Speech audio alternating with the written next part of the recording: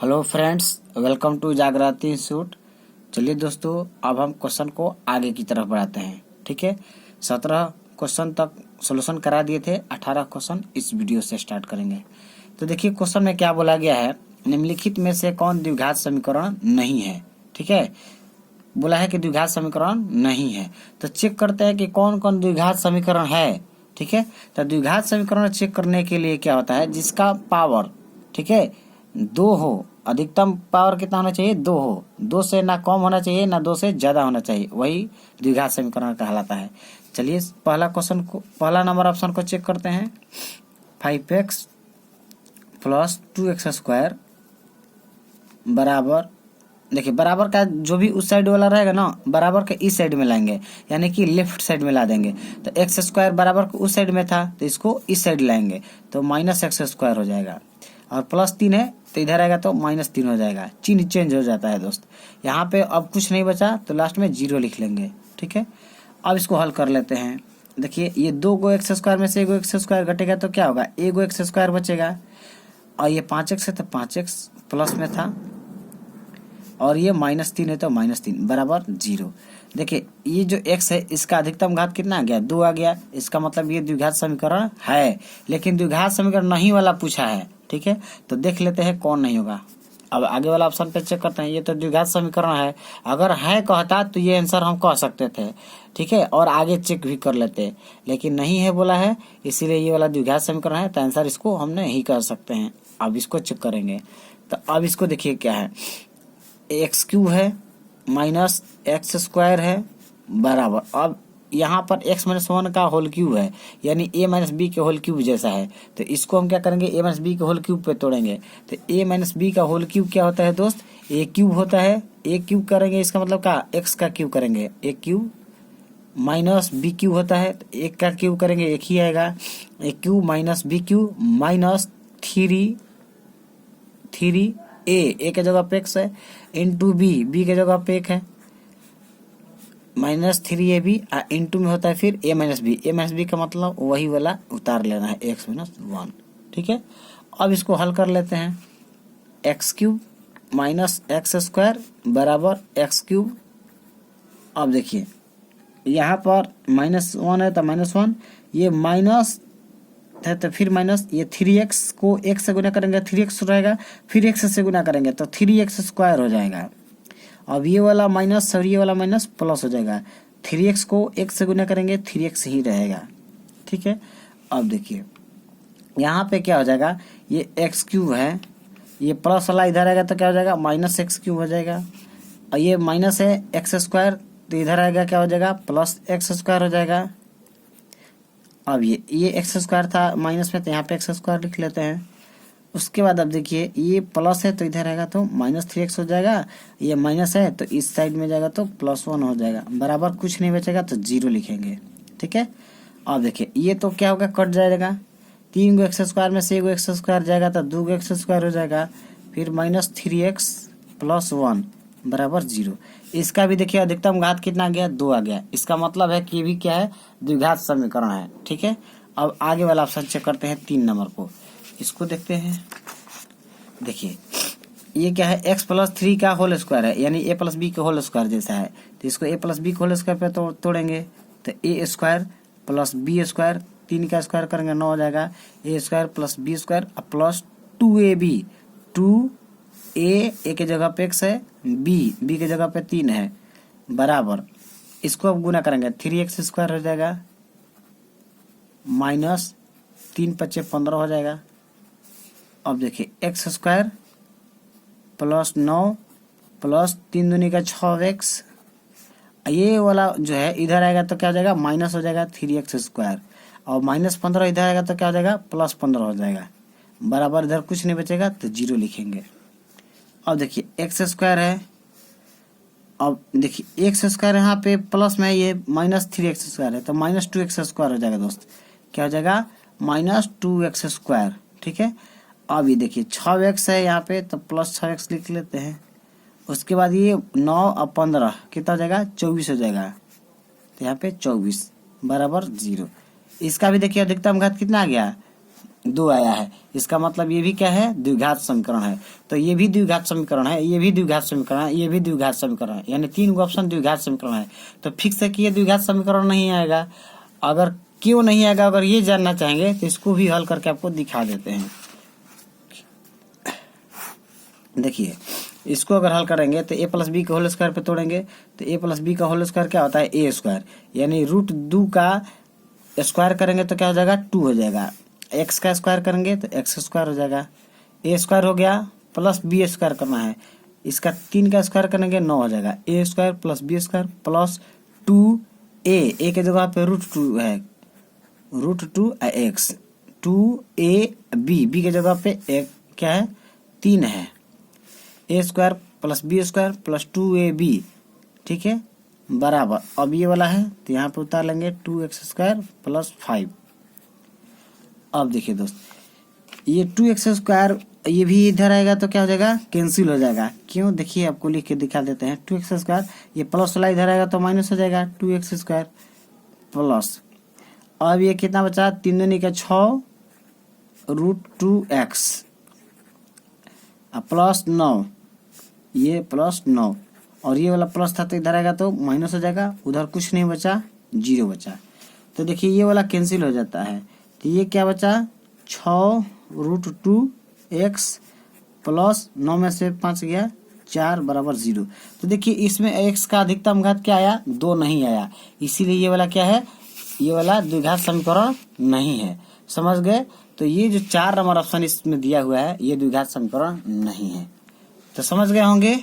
इसी तरह से आपको चेक करना हो तो देखिए ये ऑब्जेक्टिव क्वेश्चन में कभी कभी ये आया हुआ एग्जाम में क्वेश्चन है।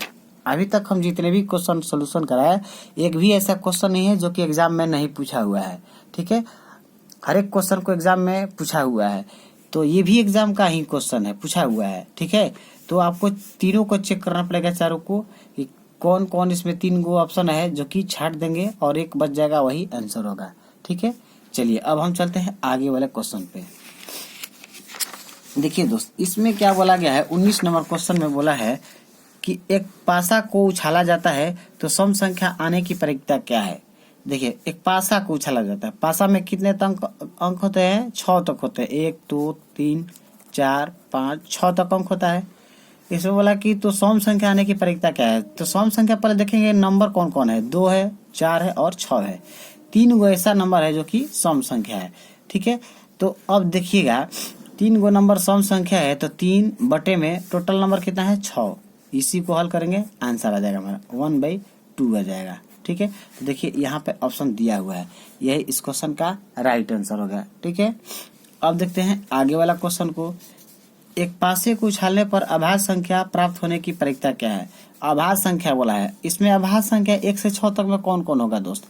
देखिए 2 अभाज्य संख्या है, 3 अभाज्य संख्या है, 5 अभाज्य संख्या है, 3 गो नंबर अभाज्य संख्या है। तो इसका भी अभाज्य संख्या वाला का निकालेंगे तो 3/6 करेंगे, यानी कि 1/2 आ जाएगा।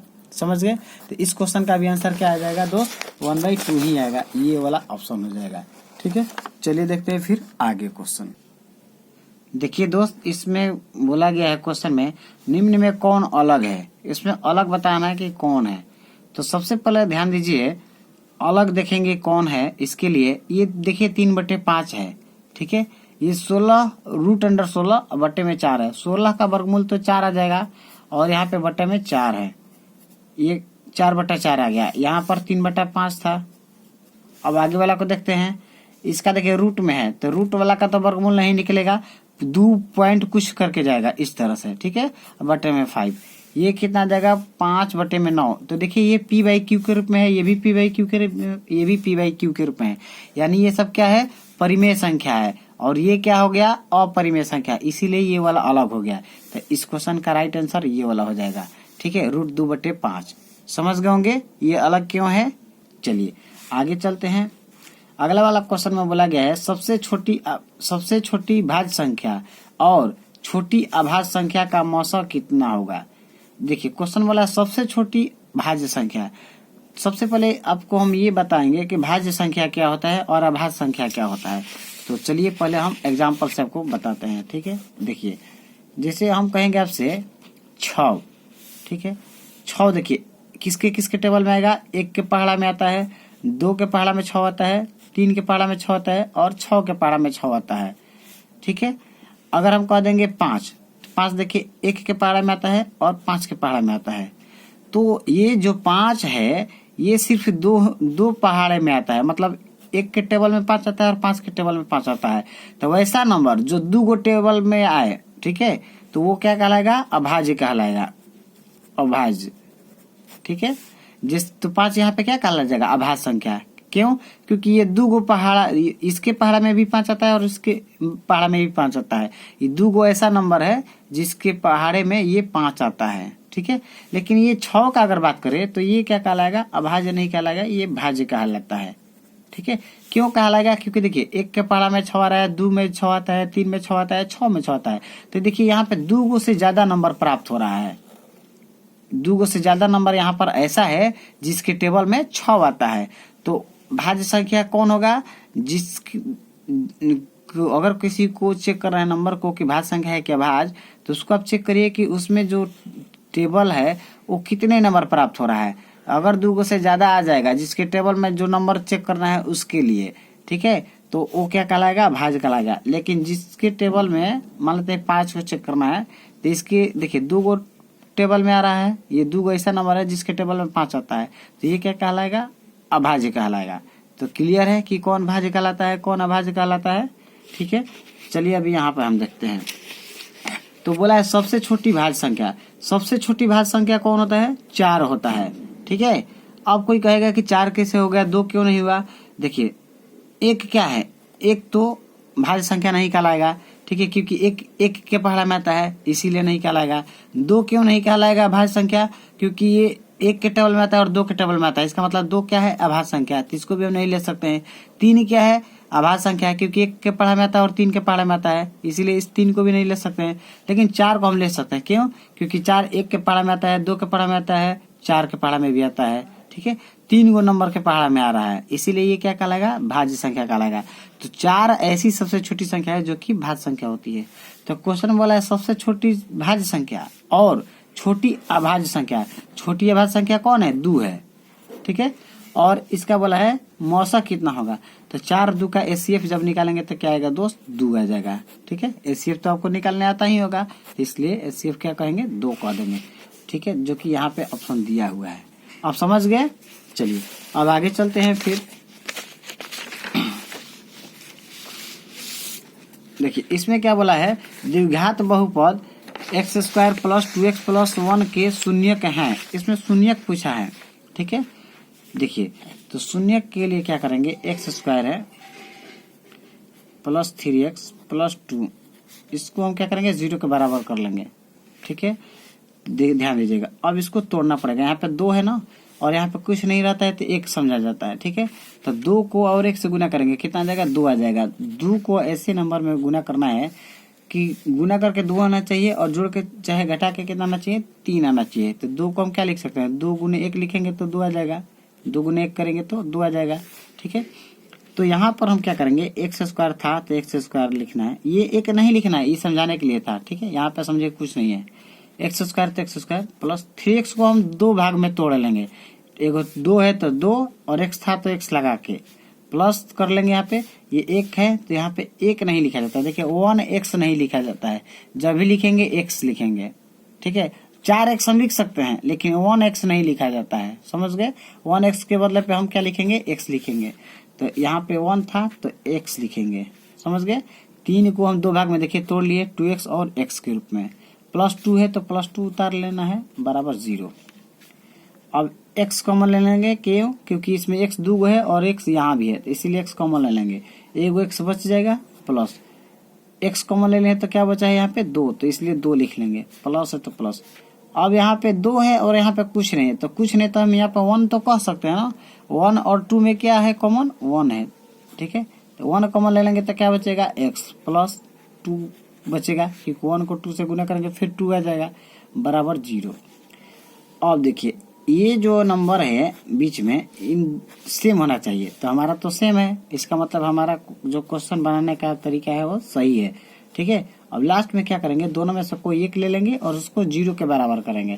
यहाँ से x का मान आ जाएगा -2, और एक बार ये वाला लेंगे और इस एक को लेना है। यहाँ पर जो एक है ना x है, यहाँ पर उसको लेना है और यहाँ पर जो एक है उसको लेना है। तो ये +1 था तो +1 करेंगे, बराबर क्या करेंगे 0 के।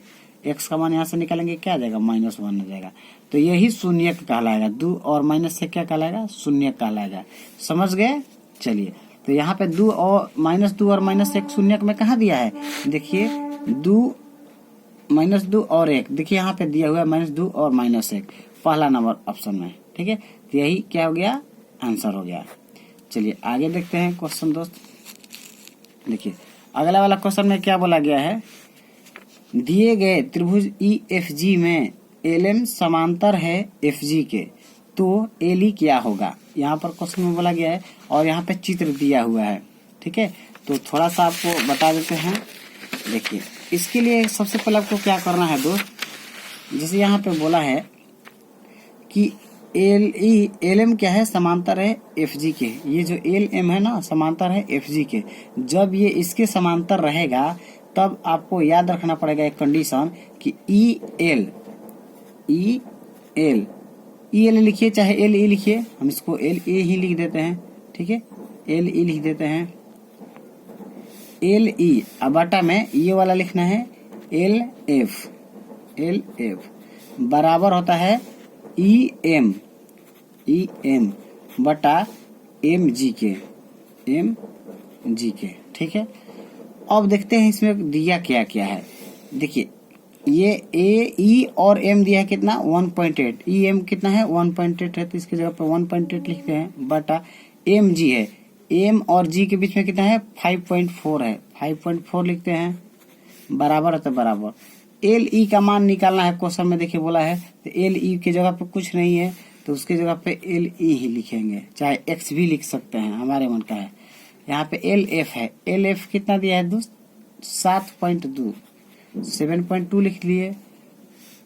अब इसको हल कर लेंगे, हमारा आंसर आ जाएगा। देखिए पॉइंट से पॉइंट टूट जाएगा क्योंकि पॉइंट के बाद एक नंबर है, इसमें भी एक नंबर है, कटा लेते हैं। 18 कम 18, 18 तिया 54। ठीक है, 3 से ये 72 कट जाएगा, कितना बार में 24 बार में। आप पॉइंट था तो पॉइंट बैठा लेंगे, यानी 2.4 बार में। ठीक है, LE का मान निकालना है, तो LE का मान बराबर करेंगे किसके, 2.4 में 1 से गुना करेंगे 2.4 ही रहेगा, आंसर आ जाएगा। देखिए 2.4 यहाँ पे ऑप्शन दिया है। समझ गए मेरे बात को। चलिए अब देखते हैं हम आगे वाला क्वेश्चन। आगे वाला क्वेश्चन में क्या दिया है, आगे वाला क्वेश्चन में दिया है कि दो समरूप त्रिभुजों के क्षेत्रफलों का अनुपात 25:64 है, तो उनके संगत भुजाओं का अनुपात क्या होगा। देखिए क्षेत्रफल का अनुपात यहाँ पे दिया हुआ है और पूछा है भुजा का अनुपात। जब इस तरह का कंडीशन आएगा कि क्षेत्रफल का अनुपात दिया रहेगा और भुजा का अनुपात पूछेगा, तो कुछ करना नहीं है, इसका वर्गमूल निकाल देना है। 25 का वर्गमूल कितना हो जाएगा दोस्त, 5 हो जाता है। ठीक है, और 64 का वर्गमूल होता है 8, यानी 5:8 इस क्वेश्चन का आंसर हो जाएगा। देखिए यहाँ पे ऑप्शन दिया हुआ है। ठीक है, आगे चलते हैं। अब अगला क्वेश्चन में दिया है बहुपद x² - 11 के शून्यक हैं। देखिए इसमें भी शून्यक पूछा है। ठीक है, तो सबसे पहले आपको करना क्या है, x² - 11 है, x² - 11, तो इसको हम 0 के बराबर करेंगे। ठीक है, तो x² का मान क्या होगा, ये माइनस हो तो उधर जाएगा, प्लस हो जाएगा 11। x का मान निकालेंगे, क्या हो जाएगा √11। ठीक है, और जब रूट से बाहर कोई चीज निकलता है तो क्या होता है दोस्त, +-11। ठीक है, रूट में इस तरह से रहता है। समझ रहे मेरे बात को। तो जब भी +-√11 होगा तो देखिए ऑप्शन में दिया कहाँ है। ठीक है, इस तरह का। तो देखिए प्लस में भी √11 है, यहाँ पे ये नहीं है, यहाँ पे है दोस्त। देखिए +√11 है और -√11 है, तो यही इस क्वेश्चन का राइट आंसर होगा। समझ गए। चलिए अब देखते हैं फिर आगे वाला क्वेश्चन। आगे वाला क्वेश्चन में क्या दिया है, बोला है बिंदु 4.2 कोमा का चिन्ह 6.5 किस पाद में स्थित है। अब ऑप्शन दिया है, देखिए आपको बता देते हैं, एक चतुर्थांश होता है इस तरह से। ठीक है, यहाँ पर क्या है, ये x है, ये x डैश होता है। ठीक है, ये y होता है, ये y डैश होता है। ये आप ध्यान दीजिएगा। यहाँ पर मूल बिंदु होता है 0 और यहाँ से देखिए अब इस साइड जब जाएंगे तो बढ़ते जाता है 1 2 3 4 5 ऐसे बढ़ते जाता है। इधर माइनस में जाता है -1 -2 -3 इस तरह से बढ़ता है। ठीक है, ऊपर में क्या होता है +1 होते जाता है 1 2 3 4 5 ऐसे। इसमें क्या आएगा -1 -2 -3 -4। समझ रहे हैं, ये बहुत अनंत तक चला जाएगा नंबर। ठीक है, अब ध्यान दीजिए बोला है क्या 4.5। अच्छा, एक चीज और आपको समझना है, जिसे मान लेते हैं कहीं आपको 3 5 लिखा है, इसका मतलब है ये जो 3 है ना x है और ये क्या है y है। ठीक है, उसी तरह से ये क्या है x है, तो x में कितना है 4.5, तो x में 4.5 देखिए x कहाँ है यहाँ पर, ये भी x है लेकिन ये देखिए माइनस में है, लेकिन ये तो माइनस में नहीं नंबर दिया है, प्लस में है 4.5। तो 4.5 का मतलब क्या 4 से आगे, तो 4 से आगे यहाँ पे नंबर आएगा। ठीक है, यहाँ पे आएगा 4 और 5 के बीच में रहेगा। उसके बाद लिखा है 6.5, तो ये तो y है ना, तो y वाला दोस्त 6.5 यानी कि 6 के बाद जाएगा और आगे चला जाएगा, ऊपर 5 के बाद रहेगा, 5 के बाद 6, 6 के बाद पॉइंट, यानी कि यहाँ पे जो नंबर आएगा। तो ये नंबर और ये नंबर देखिए, ये पहला चतुर्थांश कहलाता है, ये दूसरा चतुर्थांश कहलाता है, ये तीसरा कहलाता है और ये चौथा कहलाता है। तो ये जो नंबर दिया है 4.5 और 6.5 वो किस चतुर्थांश में आएगा, पहला चतुर्थांश में आएगा। ठीक है, समझ रहे मेरे बात को, तो यहाँ पे प्रथम पाद दिया है, इसको टिक लगा देंगे। ठीक है, अब देखते हैं आगे वाला क्वेश्चन। इस क्वेश्चन में देखिए क्या दिया हुआ है, बोला है 2 × में दिया है 1 - sin² थीटा। देखिए थीटा का काम कर रहा है, यहाँ पे a लिखा रहेगा चाहे थीटा भी लिखा रहेगा, कुछ भी लिखा रहेगा। अब बटे में है cos² a, इसका मान पूछा है क्या होगा। तो ध्यान दीजिएगा, एक फॉर्मूला आपको याद रखना पड़ेगा, 1 - sin² थीटा बराबर होता है cos² थीटा के, cos² थीटा के। ठीक है, तो 1 - sin² थीटा cos² थीटा होता है, तो इसके जगह पे 1 - sin² थीटा का जगह पे हम cos² थीटा लिख सकते हैं, cos² थीटा। थीटा के जगह पे a है तो a लिख देते हैं। अब देखिए ब्रैकेट में था और यहाँ पे 2 है तो 2। अब एक देखिए नीचे में भी cos² है। ठीक है, cos² a, तो इस cos² से ये वाला cos² कट जाएगा तो क्या बचा 2 बच गया आंसर। तो देखिए इसका आंसर क्या हो जाएगा 2 हो जाएगा, जो कि यहाँ पे ऑप्शन दिया हुआ है। समझ रहे हैं, चलिए अब देखिए अगला क्वेश्चन में क्या बोला गया, tan 60 डिग्री का मान क्या होता है। तो tan 60 डिग्री का जो मान होता है वो √3 होता है। ठीक है, ये आपको याद रखना पड़ेगा। देखिए जितने भी वैल्यू दिया होता है त्रिकोणमितीय मान, वो आपको रट जाना है पूरा अच्छा से, क्योंकि इस तरह का भी क्वेश्चन दे देता है एग्जाम में। ठीक है, जो कि बहुत आसान होता है, इसीलिए आप उसको ध्यान दीजिए, उसको याद रहेगा तो आपका समझे कि 1 नंबर का काम हो सकता है। आगे वाला क्वेश्चन में आप देखते हैं क्या दिया है।